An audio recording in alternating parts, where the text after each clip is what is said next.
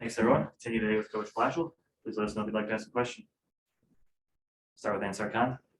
Yeah, Jeff, a little juggling there on the third and fourth lines. Just what was your thinking there? Is just wanting to get Bolano with Rasmussen and Misnikov? You give him a look a little bit with up the lineup a little bit. See how that line does. We're trying to get four lines that we feel real confident that we can play against most anybody. I'm not saying they'd be out there all night against a guy like Matthews, but you like to have your lines in a spot where you can play everybody. So it gives us a chance to see that a little bit and see how it goes. It looked like Volano was centering that line and Rasmussen on the wing. What goes into your thinking? I mean, I know there's two young guys that I think you'd like to have them both long-term centers, but what goes into your thinking as far as who plays center and plays wing?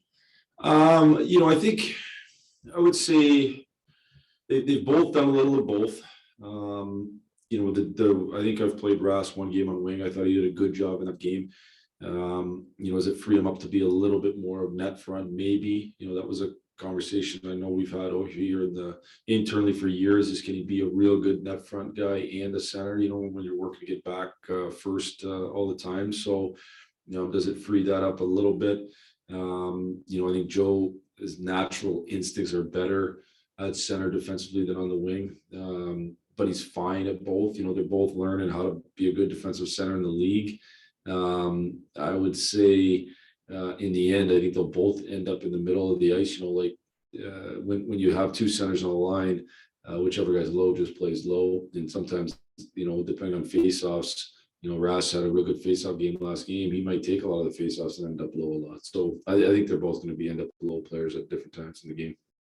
And I saw Verana took a couple of reps on that power play, the second power play unit. I don't know if it's the first time he's done that, but is that a good step there?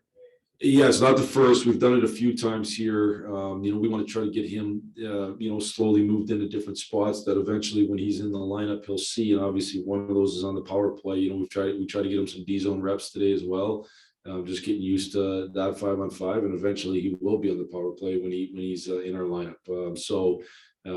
Try to hopefully put him in a position where when he does get final clearance to play, that he's going to hit the ground running.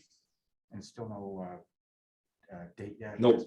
No date. Nothing's changed at all. We're still going through a process of working him back into the readiness. I think he's now at a spot where contact is being initiated on him, but still working through that. Thanks, Jeff. Yep. Max Bolton. Does domestic have kind of a decent profile for one path Villanova can have here in terms of the versatility and the skill background, but the tools to play a heavier game? And I think, Vladdy over his course, and he's told me this, I think when he went to New York, he kind of opened his eyes that he had to be a real good defensive player. And if he wanted to keep getting opportunities in the league, and I think that's true of every player, but certainly, guys get drafted and they're both first round draft picks and both have skill and ability. But they have to also understand, that to maximize their skill sets, they're going to have to be complete players. And I would say there's definite comparisons from that aspect. They're not the same player. They're different attributes, even offensively. I think, Joe's a stronger, probably bigger body. A little bit more of a true transporter, although Vladdy's a pretty good transporter of the puck. I'd say Vladdy's a little more of a playmaker. Joe's got maybe a little more of a better outside shot, but I do think there's a comparison in the sense that, you have to learn that you got to be extremely complete. And then with Raymond, you talked about like the maturity, I guess, the responsibility to a team at 19. What do you see in his game that kind of allowed for that? Is it the way he thinks it, or is it like a habits thing that he'd already built in? Both. Certainly he's got a very good hockey smarts, hockey IQ, both offensively and defensively. And so, what happens with a lot of players is you have systems, you have even concepts, but you have to sort through the chaos that hockey is, and hockey becomes chaotic. And so, real smart players can sort through that defensively, and he can do that. And I also think he's built really good habits. He's been well coached, built good habits in a couple senses. One, he stops on pucks. He's on the D side. Two, he knows how to advance the puck up the ice. So if he doesn't have a play, he lives another day. And he's also got very good poise with it, so he can hold. He doesn't panic with it. He's not afraid to take a hit at all. So all those things I think lead him to being a pretty complete player. Yep. Ted Colton. Hey, Jeff, you mentioned Matthews briefly earlier. I mean, he's definitely put himself in the Hart Trophy discussion. How does he differentiate from a guy like maybe a McDavid or Ovechkin? How is he different? And is his game just expanded here in the last year or two? Yeah, it's a good question. You know, those are obviously all three great players that have you know, in their own ways done great things in this league. You know, I would say Matthews is somewhere in between the two that you mentioned, in a McDavid and a Ovechkin. You know, Matthews has that great release on his shot. He can really shoot it. He can change the angle and shoot it. He shoots it way different than a guy like Alex Ovechkin, who you know, Alex is almost overpowers you with his shot. I'd say Matthews has just a great ability to release it in different spots and in almost, you know, trick goaltenders and you know, finds a way to score that way.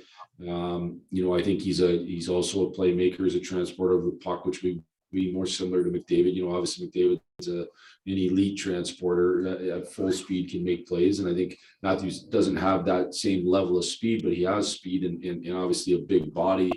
You know, so he's got a pretty unique combination. And you know, I thought the last time we played in here, he was excellent. You know, I thought he really was hard and strong in the puck and was real good.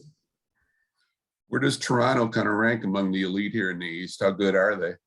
It's hard to say. You know, they're certainly one of the top teams. They, you know, I think we all get a chance to prove what we are on a day-to-day basis, and through large parts of the year, they've shown they can be, you know, one of the very top teams in the league. And so it's hard. You know, I think there's some real good teams. You know, I don't think anybody is so separated from anybody else that you know, that they can't be beat on a night-to-night basis. But I also think, you know, obviously the best teams find ways to rise to the top, and that's what they've done through large parts of the year.